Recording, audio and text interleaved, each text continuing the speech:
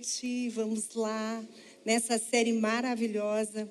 A gente está aí com esse desafio, né, de aprofundar e permitir que o Senhor aprofunde a sua obra em nós. E tudo depende do nosso sim. Eu queria só, antes de começar a pregar, e eu creio que Deus tem uma palavra para você nessa noite. Antes disso, lembrar você que a gente vai estar lá embaixo, assinando os nossos livros, né? Eu não sei quantos começaram a ler já o livro Casa de Vidro, mas realmente tem algo profundo do Senhor para você ali. Então, no final, hoje, vai ser o último dia. Os outros domingos a gente não vai ficar mais assinando, né? Mas a gente gostaria muito de poder assinar, autografar, abençoar a sua vida. Tem sido tão bom a gente ver o rostinho das pessoas, compartilhar um pouquinho ali, até as crianças junto. Tem sido realmente um período gostoso para nós, desfrutar desse contato que às vezes a gente não tem. Mas, então, estamos esperando você lá embaixo para a gente poder assinar seu livro. E vamos lá, gente. Hoje a gente quer continuar falando sobre a Casa de Vidro. Eu me lembro desde o primeiro dia onde nós estávamos sentados, como o Fernando falou, na nossa sala.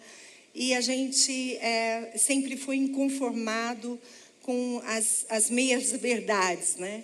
A gente, ao longo dos anos de ministério, foi tendo a oportunidade de ver muito a realidade das pessoas que se dizem cristãs, né, mas não são, os seus lares não são alcançados. E como a gente viu nesse vídeo, chega uma hora, a coisa trinca e rui, né? E eu lembro quando nós falamos sobre essa possibilidade de deixarmos tudo mais transparente, a segurança que nós temos de conhecer o nosso Deus que nos liberta, a verdade do Senhor nos liberta.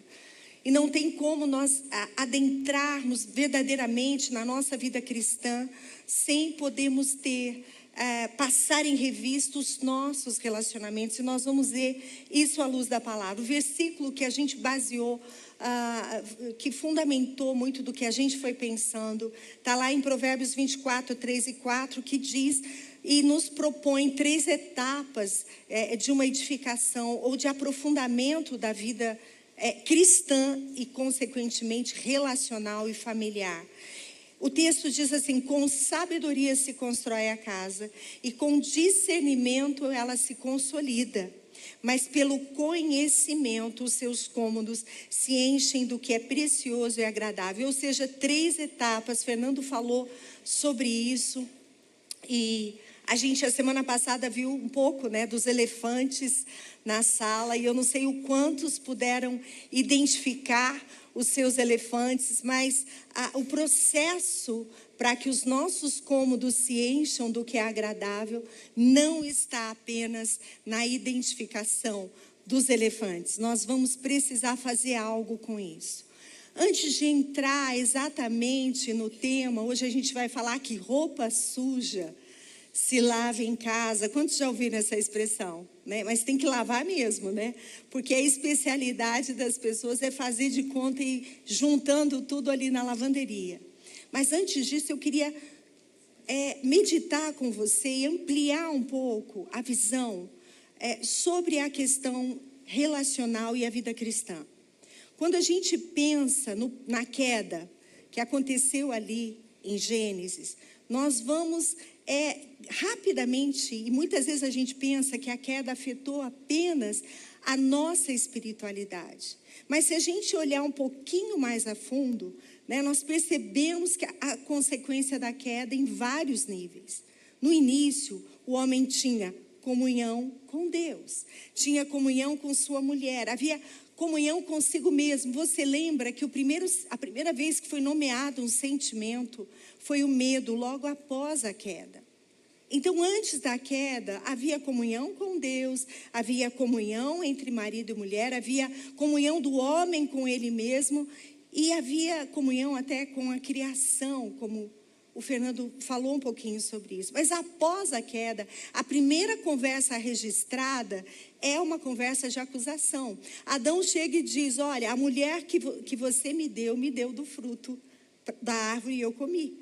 a companheira que me deste, né? Então Adão aqui não acusa apenas Eva, ele já começa a acusação, ele acusa o próprio Deus. Então é importante nós entendermos sobre o pecado, que o pecado afeta as nossas relações. O pecado, ele produz, a primeira coisa que ele produziu foi separação de Deus, transferência de culpa. A primeira coisa, essa coisa da gente transferir para o outro nasceu aqui, distanciamento, quebra de aliança, dureza de coração, tudo isso é fruto do pecado.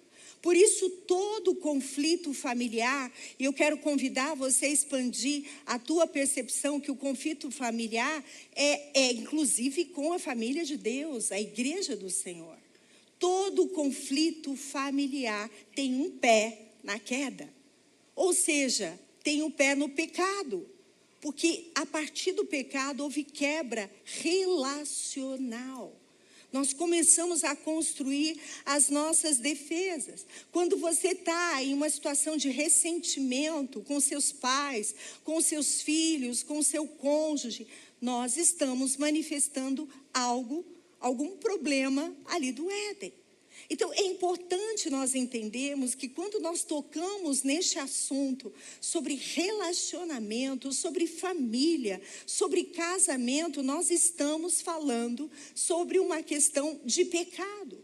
Nós estamos falando da origem de todas as coisas. Nós estamos falando sobre o fato de que a redenção em Cristo Jesus vai contemplar uma transformação do seu caráter, uma transformação de como nós nos relacionamos com as pessoas.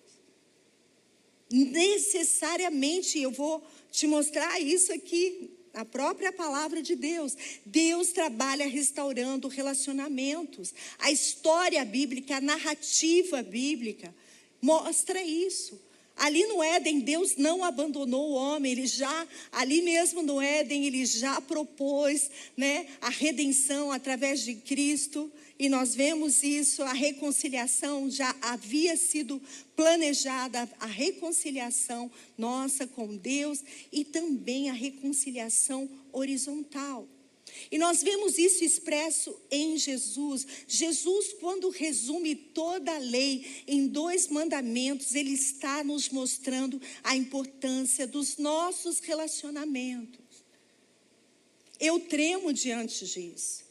Porque os relacionamentos, nós muitas vezes nos esquecemos, nós queremos acreditar que nós podemos viver ali num monastério, distante de tudo e de todos, plantando a nossa comida, cumprindo o primeiro mandamento, olhe lá, né? Amarás o Senhor teu Deus de toda a tua alma, entendimento, coração, forças. Mas Jesus, ele estende isso de maneira tão precisa.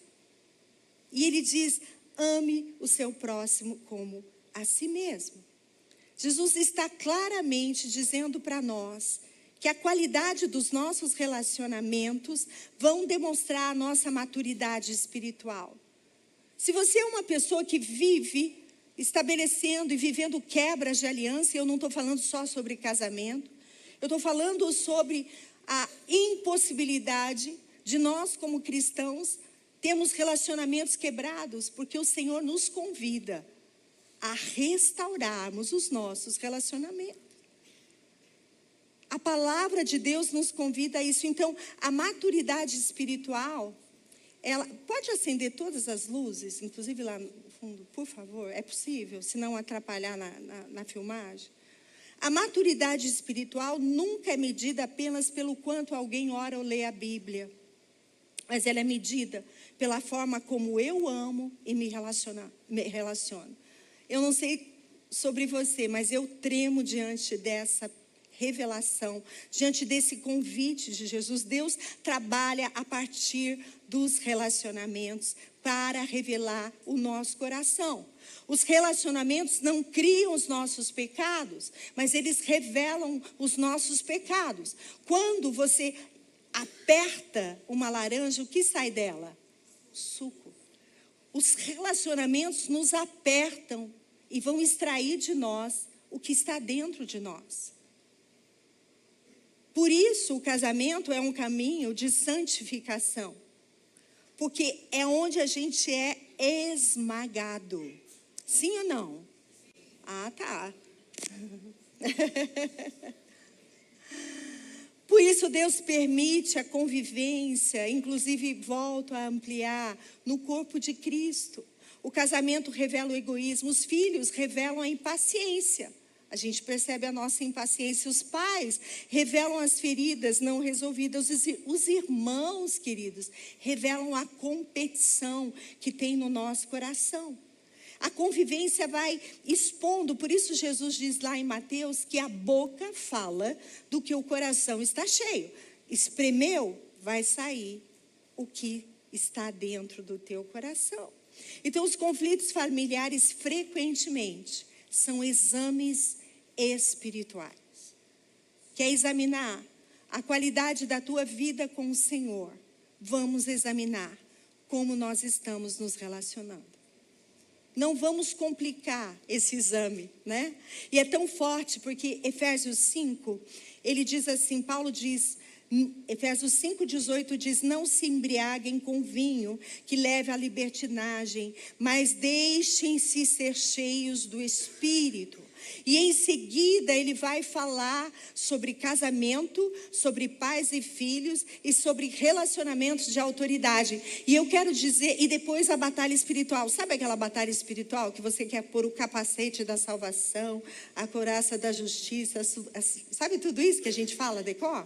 Antes disso, vem uma série de orientações, e eu convido você à leitura de Efésios, sobre como viver em comunidade, sobre o que a gente deve e o que não deve mais estar sendo praticado por nós. E ele fala, enchem-se, deixem-se encher pelo Espírito. Isso quer dizer que você pode não deixar-se encher pelo Espírito. Para quê? Para que você possa viver a vida relacional, inclusive familiar, cheio do Espírito.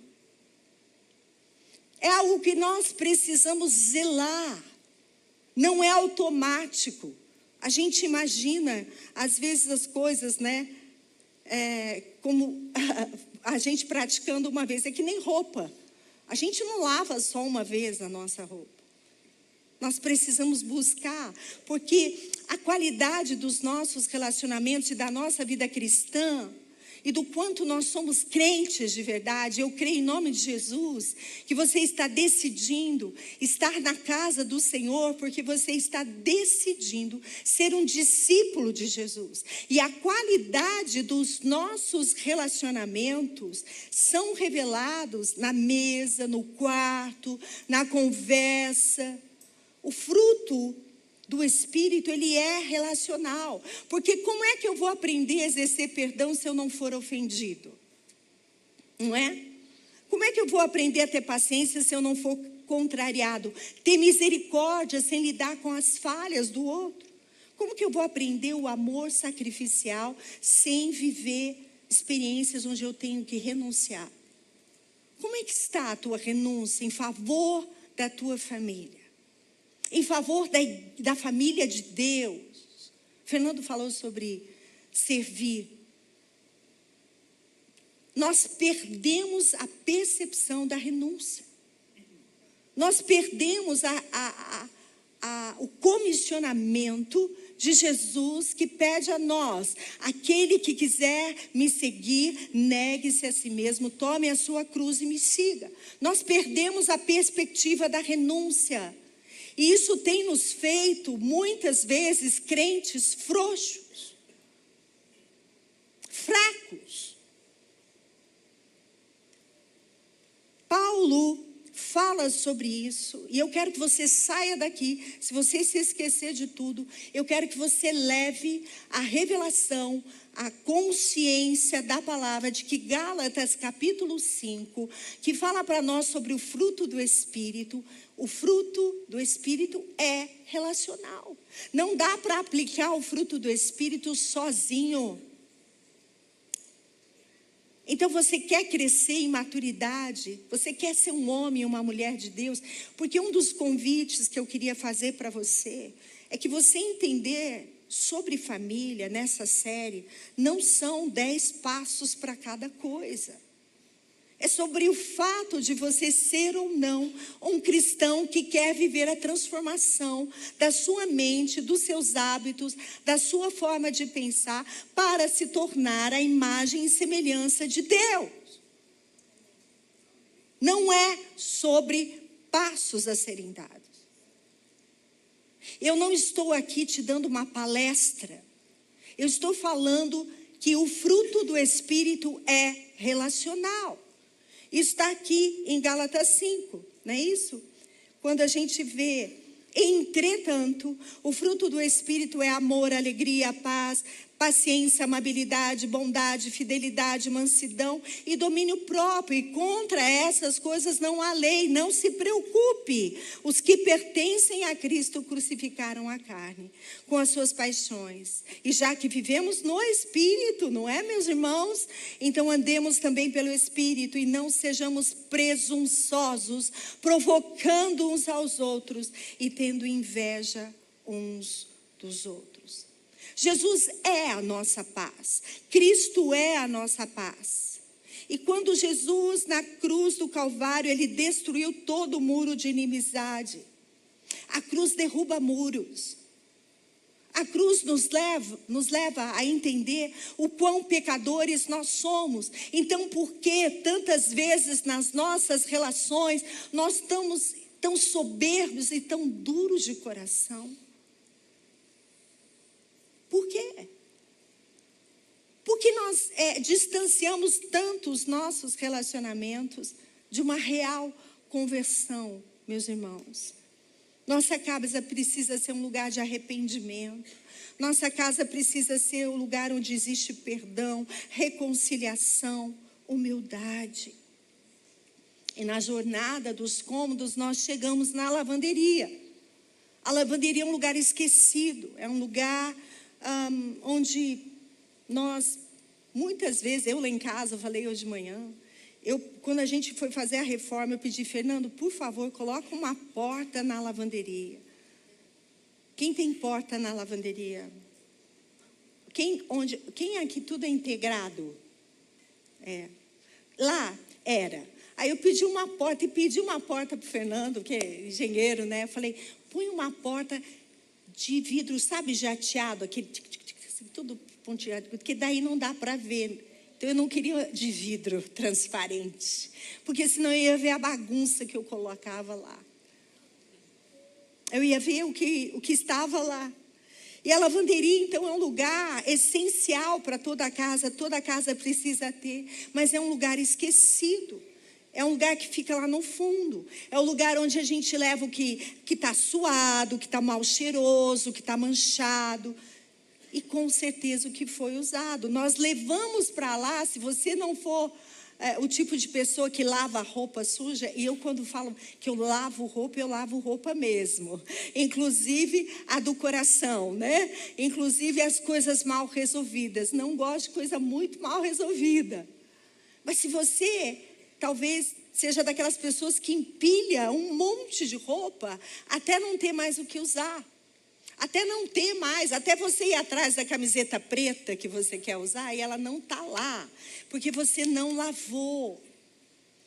E essa metáfora que a gente está usando é uma metáfora assim muito honesta, né? Da roupa suja que precisa ser lavada, das situações da nossa casa, do nosso relacionamento. Coisas que a gente fala, deixa para lá. E vai ficando para lá. Mas muitos muros vão sendo levantados. E não são imediatamente que a gente percebe. Uma casa não cai imediatamente. Não foi isso que foi falado a semana passada? Ela dá sinais de que está trincando. E nós vamos falar mais sobre isso. O que Jesus quer é entrar nas nossas casas, limpar as manchas pequenas e aquelas bem difíceis de sair. Hoje de manhã eu falava, quem sabe como é difícil sair uma mancha de base? As mulheres sabem. Pensa numa mancha pequenininha que entra na trama e só a graça de Deus. E cotonete que eu ponho ali eu ponho a cândida, pego no cotonete, vou colocando ali, ó, para ver se sai, não sai também. Eu tô com uma blusa lá manchada. Sabe, manchas pequenas, elas às vezes tomam, elas acabam pegando de uma forma, quando a gente não trata, não limpa. Chega uma hora que aquela camiseta, se eu não cuidar, ela não vai dar para usar. E assim nós, às vezes, não damos atenção a palavras ditas sem cuidado, a silêncios prolongados. Preste atenção, silêncio prolongado é violência, sabia? Silêncio prolongado entre pais e filhos. Às vezes a gente pune o nosso cônjuge, pune os nossos filhos com um silêncio prolongado. Isso é uma violência que aparentemente não tem barulho, mas internamente faz um estrago. E talvez você tenha aprendido isso, nós vamos falar, vamos falando. Talvez você tenha aprendido isso em casa. Talvez você tenha aprendido a viver esse silêncio na sua casa. Expectativas não conversadas, frustrações bem discretas. E que as famílias têm problema não é novidade. Com o tempo, as roupas sujam, as relações se desgastam, as palavras duras, as falhas do dia a dia. Nenhum relacionamento é perfeito, queridos. E nós cantamos sobre isso. É tudo sobre Jesus e sobre o sangue e sobre a realidade de que o Senhor quer nos limpar. Isso vai tocar a nossa casa. Isso vai tocar, porque isso vai revelar o quão alinhado com o Senhor você está. Esquece, vida cristã se estende aos nossos relacionamentos. E em um mundo caído, aqueles que nós mais devemos amar, cônjuges, pais, muitas vezes se tornam aqueles com quem nós mais lutamos. Irmãos, nós somos pessoas complexas. Ser humano é bicho complicado, né? E eu queria que você somasse o pecado, ok? O pecado que nos separou do Senhor. E nós estamos neste processo de renovação do nosso entendimento para experimentarmos e comprovarmos a boa, perfeita e agradável vontade de Deus. Já fomos transportados quando recebemos Jesus do reino das trevas para o reino da luz, mas ainda estamos sendo aperfeiçoados em Cristo. Assim deve ser. Assim deve ser. Então, a grande questão é: existe o pecado, existe a complexidade humana, e tem um item que você muitas vezes esquece, e que Paulo não esqueceu em Efésios: a batalha espiritual. E ele diz: finalmente, irmãos, fortaleçam-se no Senhor e na força do seu poder. Há uma batalha espiritual contra as casas, contra a igreja, contra a família de Deus. Satanás está ao nosso derredor, buscando a quem possa tragar. E nós andamos de maneira distraída. Achando que o inimigo não está causando os alvoroços que tantas vezes ele causa na nossa casa. Quando nós decidimos trabalhar os nossos conflitos, quando nós decidimos deixar a preguiça de lado. O que eu mais ouço hoje em dia, a pessoa fala: ai, que preguiça. Preguiça de conversar, preguiça de investir nos relacionamentos. Que preguiça. Deixa como está. E às vezes nós não nos damos conta que essa preguiça vai estabelecendo dentro de nós isolamentos, né? Isolamentos que se transformam em verdadeiros muros. Como que a gente lava a roupa? Pega tudo e joga dentro da máquina? Sim? O pessoal, quando casa, faz isso hoje em dia. Faz. Nós temos que separar. A gente tem que separar, tem que fazer várias coisas para lavar a roupa. Antes disso, quantos homens sabem lavar a roupa, ligar a máquina? Levanta a mão. À noite tem mais do que pela manhã. Sabe? Legal. Então você vai entender mais o que eu vou falar aqui. Poxa, o que foi? Isso aí é o que? O barulho dos homens falando que sabem ou das mulheres pedindo para os homens que é para eles lavarem? O que a gente tem que fazer? Primeiro a gente separa por cor, tipo de tecido. A gente vê a qualidade, a quantidade na máquina para ficar bem lavada. Que se você colocar muita roupa junto, não vai lavar bem. Depois a gente tem que considerar o tempo de lavagem. Dependendo da roupa, você tem que pôr 1h30. Dependendo da roupa, você coloca só 20 minutos. Depois, você tem que ver o tipo de sabão que você vai colocar. Porque se você colocar um sabão muito forte numa roupa muito fininha, vai dar ruim. Ou numa roupa escura, vai desbotar. E a gente precisa saber se ela está pouco suja, se é preciso menos tempo. No processo, a gente vê o tipo de sabão, o processo de bater a roupa no ciclo curto ou longo. Depois até o enxágue tem enxágue maior, tem enxágue menor. E depois a gente tem que centrifugar.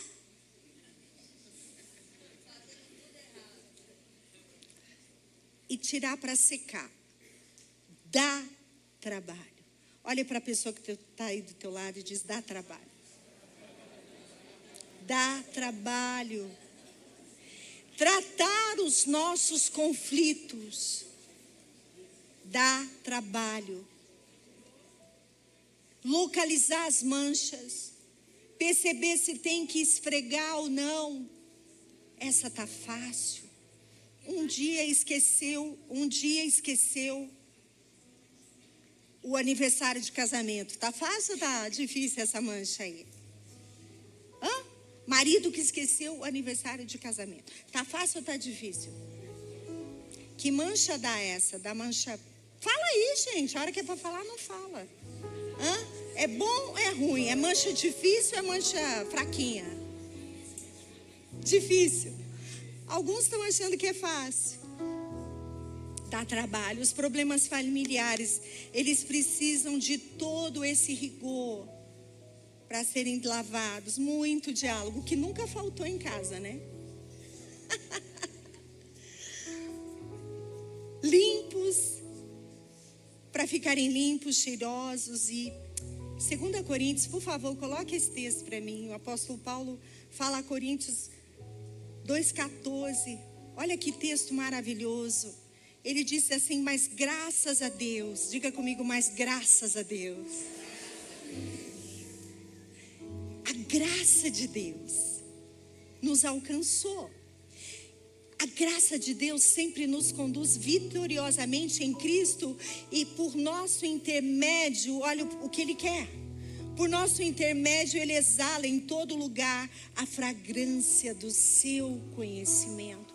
Quanto mais eu conheço Jesus, mais eu vou exalar o seu perfume. E os cômodos vão ser perfumados. A limpeza envolve identificar, queridos, o que está sujo. É falta de comunicação? É o manejo do dinheiro? É como nós lidamos com o trabalho?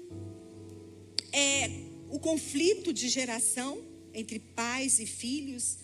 É a expectativa do que pode acontecer? Uma das coisas que eu mais percebo das relações é que não existe alinhamento de expectativa. Eu nunca sou transparente o suficiente para dizer eu espero isso. Nós somos às vezes infantis, não é? E a gente fica esperando que o outro adivinhe aquilo que a gente deseja, até mesmo na igreja. Às vezes a gente fica com uma expectativa e aquilo não acontece, e a gente se ressente, porque nós não alinhamos a expectativa, nós ficamos esperando algo acontecer de uma maneira às vezes muito infantil. Conflito com família estendida que precisa ser olhado, interferência da família mais estendida na família nuclear, conflitos espirituais, conflito ético de valores. eu não acho isso tão errado assim. Eu acho isso errado. Tem que ser alinhado à luz da palavra. O que vai nos direcionar? O que vai ser referência para nós? De onde nós vamos partir para lavar as nossas roupas sujas? Se não na centralidade de Jesus e do que Ele pensa à luz da sua palavra. Hebreus diz, esforcem-se para você viver em paz. Dentre tantas coisas, queridos, que sujam as nossas roupas, eu quero convidar você a refletir comigo em 4 manchas. Só 4. Eu falei algumas outras sobre dinheiro, mas todas as que eu falei, elas estão incluídas no que eu vou dizer agora. A primeira mancha, terrível, e que nós precisamos ser convidados pelo Senhor hoje. Você que se movimentou da tua casa para estar aqui. Você precisa sair daqui pensando. Você precisa sair daqui com uma oração no teu coração, para que o Senhor te ajude a ter uma vida mais bonita. Me ajude a ter uma vida mais bonita. A primeira coisa é o egoísmo. É tão óbvio. A autoidolatria. Sabe o que é o egoísmo? Nós nascemos, quando bebês, carentes. Todo ser humano nasce carente de atenção, de cuidado, chora. E aí imediatamente deve vir um socorro, né? É uma questão de sobrevivência. Mas deixa eu te falar, isso precisa ser superado. Você precisa crescer. Relacionamentos precisam amadurecer. E se nós não cuidamos do nosso egoísmo, nós vamos continuar operando a vida. Presta atenção, abre os 2 ouvidos. Operando a nossa vida a partir do quê? Do eu. Você não é o centro do mundo. E não raramente nós vemos situações e pessoas, relacionamentos, até de pais e filhos, né? Relacionamentos entre conjugal, onde tudo tem que orbitar em volta de você. E ai, né, de quem está do lado se não orbitar. Uma pessoa egoísta é o que, gente? A pessoa egoísta, ela é individualista. Ela não enxerga o outro. Ela não se importa, ela não tenta saber sobre o outro. Ela não tenta saber como está o coração do outro. Sabe aquela preguiça que eu acabei de dizer? Ela é aplicada ali no relacionamento. O amadurecimento necessariamente, meu Deus, como Jesus é maravilhoso. Quando Ele reduz, né, entre aspas, todos os mandamentos em 2, Ele está dizendo que à medida que nós olhamos para Ele e o amamos, Ele vai falar, olha para o teu irmão, olha para o lado, olha para o lado, olha para o lado.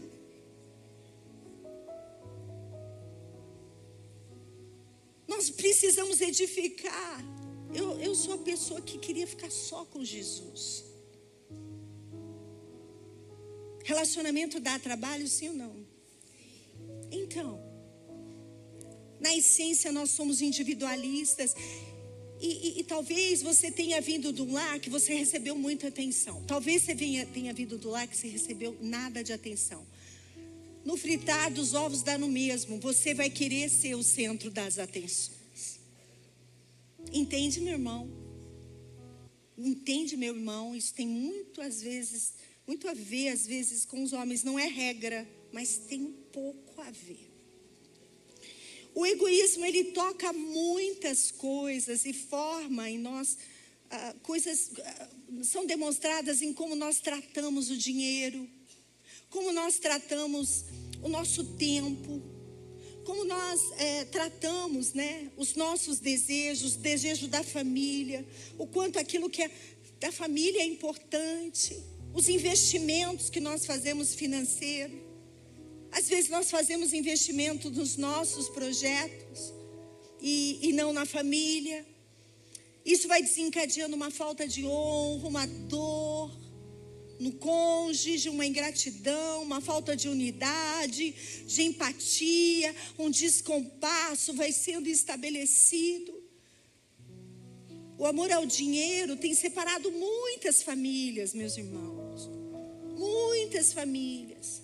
Tem homens que preferem um carro lindo, maravilhoso para eles. Não, pior, já vi isso, para a esposa.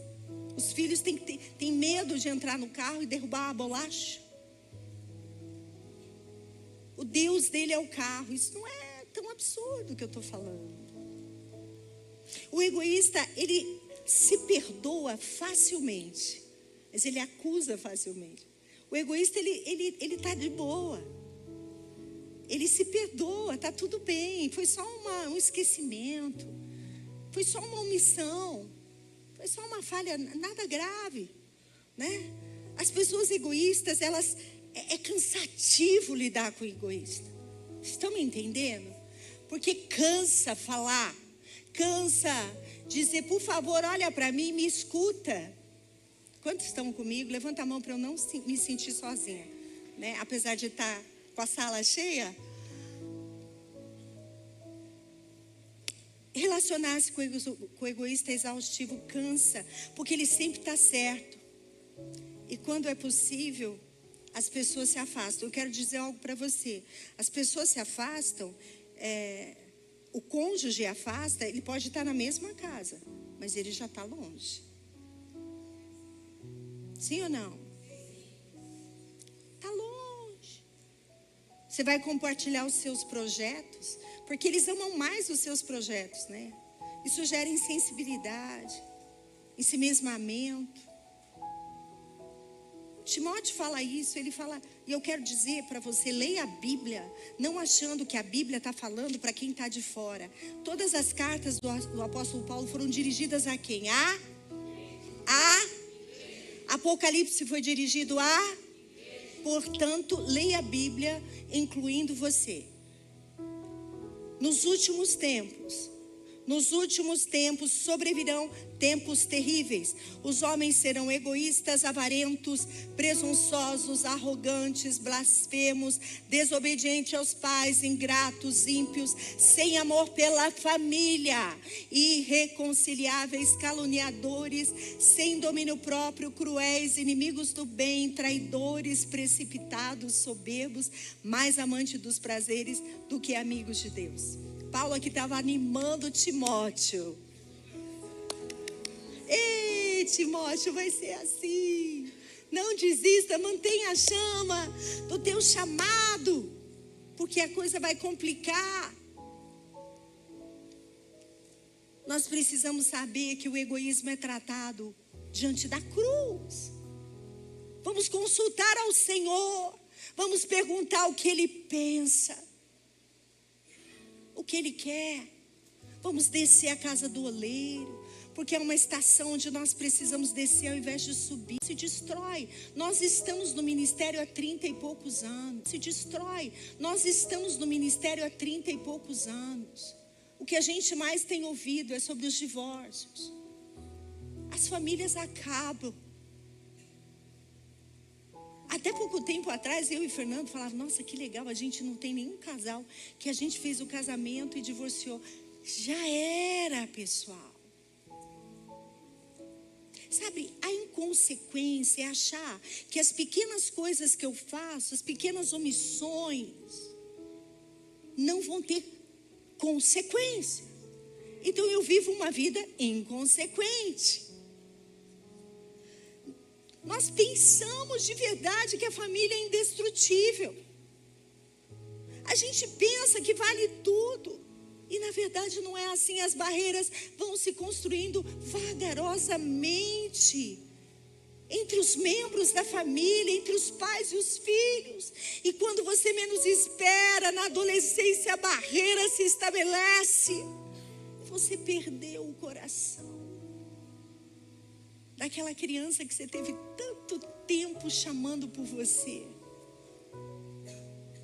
Meu irmão, quando a misericórdia de Deus nos alcança e ela é a causa de nós não sermos consumidos, Ele vai nos chamar para uma sala como essa, para ter uma conversa séria e dizer, olha, o teu jardim precisa ser regado, adubado. O jardim, a gente não planta uma vez só. Quem já fez jardim aqui sabe disso.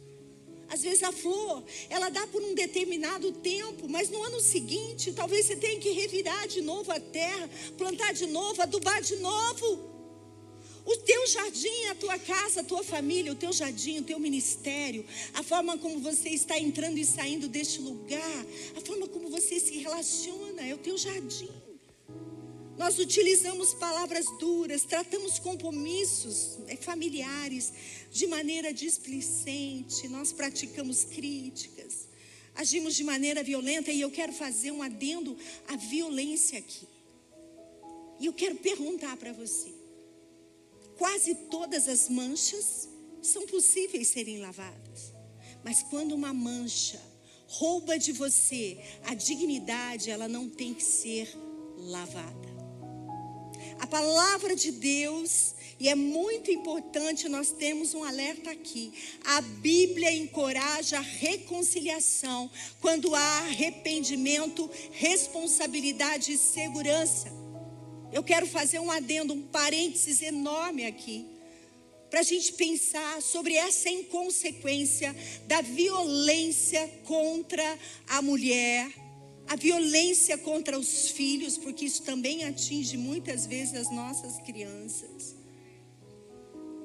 Eu quero colocar você para refletir à luz da palavra. A Bíblia nunca usa preservação, ouça, aparência, preservação da aparência familiar como justificativa para alguém em situação de violência. O Senhor não pede que você esteja no Instagram postando foto bonita quando você está sendo agredida, quando os teus filhos estão sendo agredidos. Quando nós falamos de problemas da família que devem ser tratados com maturidade, diálogo, busca de reconciliação, nós precisamos fazer uma ressalva contra a inconsequência da violência. Não é um conflito comum. Violência é pecado, é abuso de poder, é violação da dignidade humana. E isso precisa ser avaliado à luz da palavra. Muitas pessoas foram ensinadas. Eu estou no ministério há mais de 35 anos. Então, eu falo com muita propriedade. Muitas vezes, nós no passado ensinamos mulheres a suportarem agressões e silêncio para preservar a família. Mas Deus não chama ninguém para permanecer indefinidamente num lugar de destruição. O Senhor é o Deus da paz e de justiça e de proteção, meus queridos. Como é que nós vamos deixar uma criança que está sendo espancada pelos pais cristão, porque 48% da violência que é denunciada, porque é muito pouco, né, que é denunciado, porque as mulheres não têm força para isso, são mulheres evangélicas.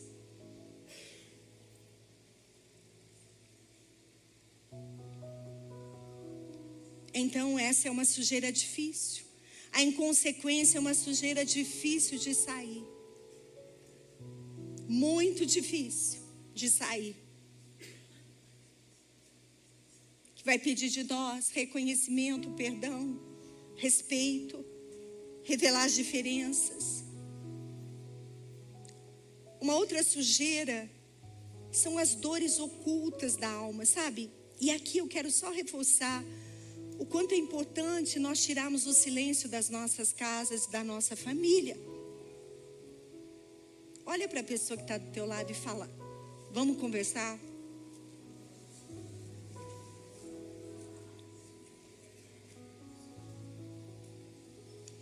Nós temos dores ocultas na alma. Existem dores ocultas na alma dos nossos filhos. Por favor, pare para ouvi-los. Por favor, não ache que está tudo bem. Vocês têm chances. hoje. A palavra de Deus diz para nós: quando ouvirdes a voz do Senhor, não endureça o seu coração. Por favor, ouça, pare para ouvir, ore. Incline o teu coração.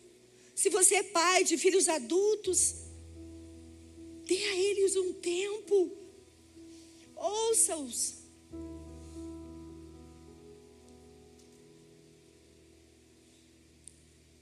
As dores ocultas da alma geram barreiras de inimizade. Não acha que está tudo bem. Os nossos filhos adolescentes não podem ainda se posicionar. Eles não têm para onde ir, mas quando eles estiverem, talvez eles não queiram mais te ouvir. As dores ocultas da alma, os sentimentos que nós carregamos de rejeição, de desamor, de abandono, de injustiça, de excessos, de inseguranças, de brigas, carregamos dos nossos pais, e isso vai marcando a nossa vida, se instala e gera em nós feridas, e essas feridas ficam purulentas e vão contaminando a nossa casa, vão sujando os cômodos. Tudo que é purulento vai deixando os cômodos mal cheirosos. E o Senhor nos convida a lavarmos as nossas vestes no sangue do Cordeiro. Isso vai envolver e vai pedir a nós, uma humildade para reconhecer que nós não sabemos nos relacionar. É preciso limpeza. É preciso confissão, arrependimento, conserto. Meu irmão, busca de sabedoria.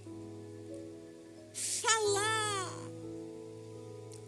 Tira a preguiça. Investe.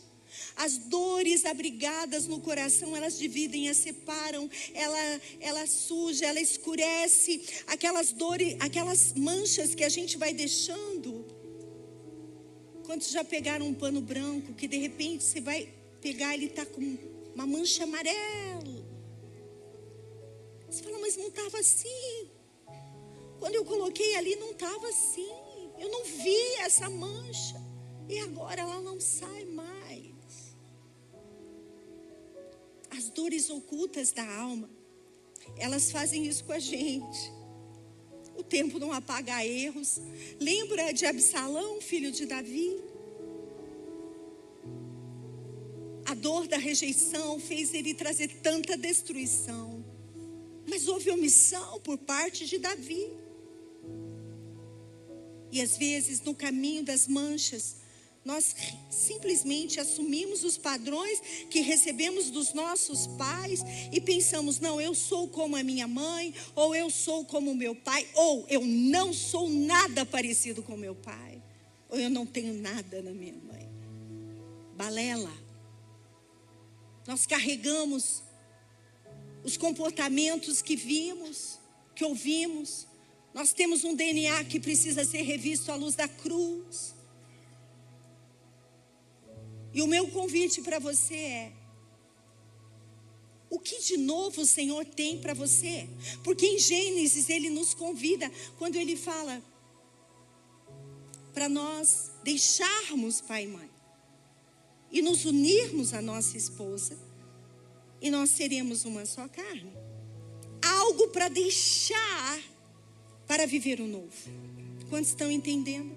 Você precisa passar os teus hábitos, os teus comportamentos em revista.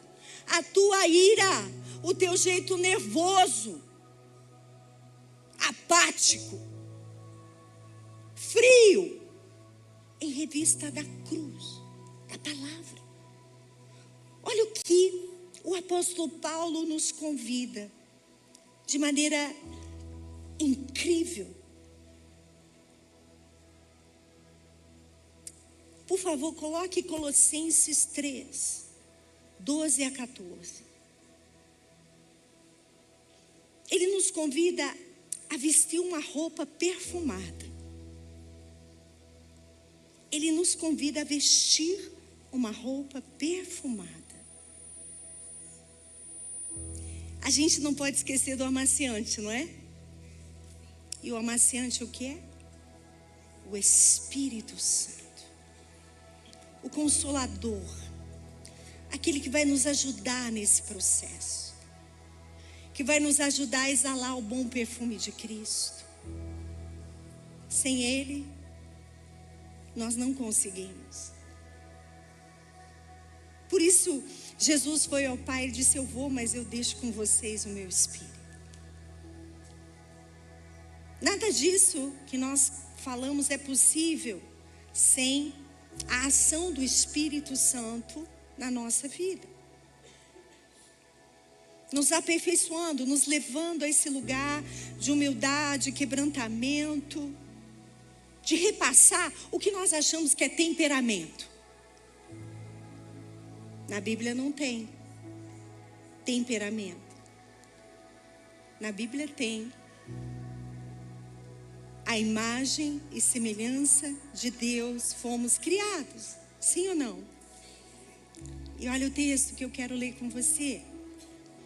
E esse é a ajuda, né? Entre a roupa encardida e a perfumada, nós temos a ajuda do Espírito Santo, meus irmãos. Você quer? O Espírito Santo vai te ajudar. E ele diz, olha o que ele diz. Eu me sinto desafiada por esse texto. Portanto, como escolhidos de Deus, santos e amados, vistam-se de profunda compaixão, bondade, humildade, mansidão e paciência. O que ele diz? Vistam-se. Diga comigo, vistam-se. Ele está falando de uma roupa. Ele está falando de uma roupa que tem compaixão, bondade, humildade, mansidão, que vem do alto, que vem do trono. Já que nós somos escolhidos de Deus, fomos separados do reino das trevas para o reino da luz, transportados, convidados a viver de uma nova maneira. Ele diz para nós, já que você, portanto, já que você é escolhido de Deus, já que você passou pelas águas do batismo, já que você se intitula cristão, discípulo de Jesus, ele diz, vamos lá, olha, como escolhido de Deus, santos e amados, vistam-se de profunda compaixão, bondade, humildade, mansidão, suportem uns aos outros, perdoem as queixas que tiverem uns contra os outros. Perdoa como Jesus, como o Senhor te perdoou. E Ele convida para algo muito mais excelente. Ele diz assim, sobre todas as coisas, porém, vistam-se do amor, que é o elo perfeito. Quero convidar você a ficar em pé.